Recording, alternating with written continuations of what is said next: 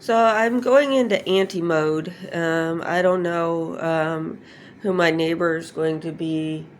I met a guy from New Orleans who mentioned antis, and the issue is that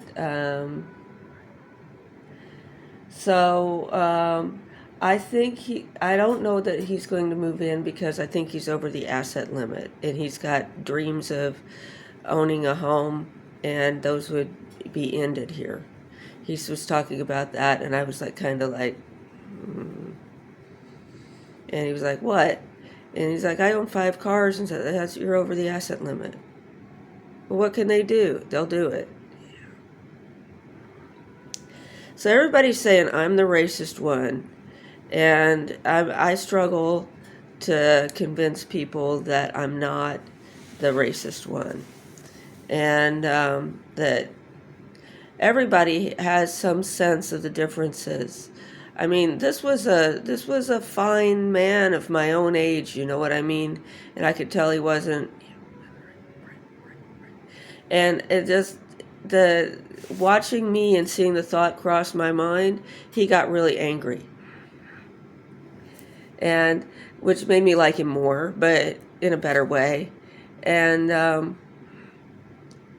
because I was just thinking about this other person who's like, they're usually throwing the garbage at me. That's all I was thinking. But they don't know the difference. And I was wondering why these people that have been so racist towards me were trying to convince these black men that they were not racist. So I wanted to tell you this story that you've probably heard, that I was screaming the N-word at Dave Paget. Okay, so he was on my porch with a coworker. A bunch of his coworkers had quit because they had been promised sexual favors from all of the tenants, and they were demanding them from me, and they did not get them. And they had come in and laid down on my floor, and I just kind of stepped out the back door. I said, well, make sure you lock up when you leave.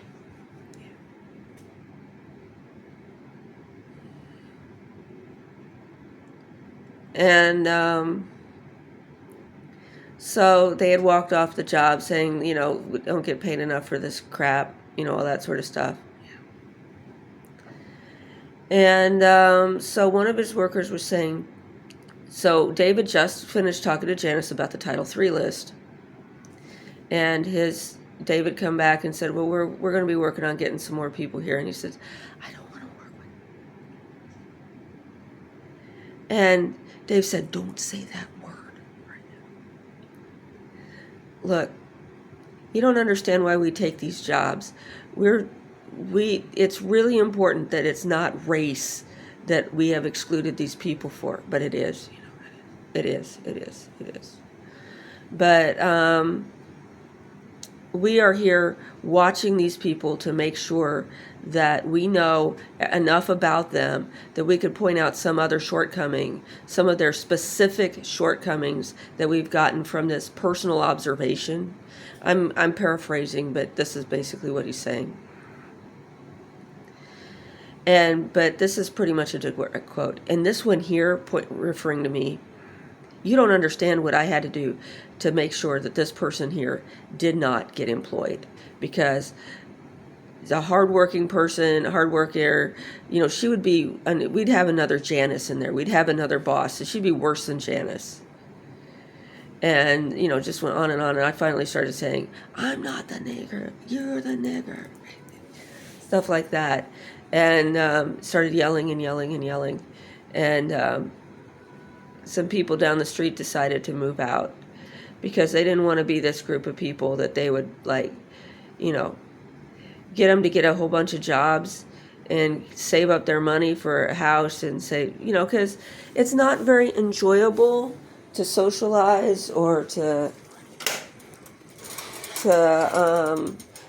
imagine being black and going into hopscotch. Anything around this town, there's nothing for me, there's nothing for them. And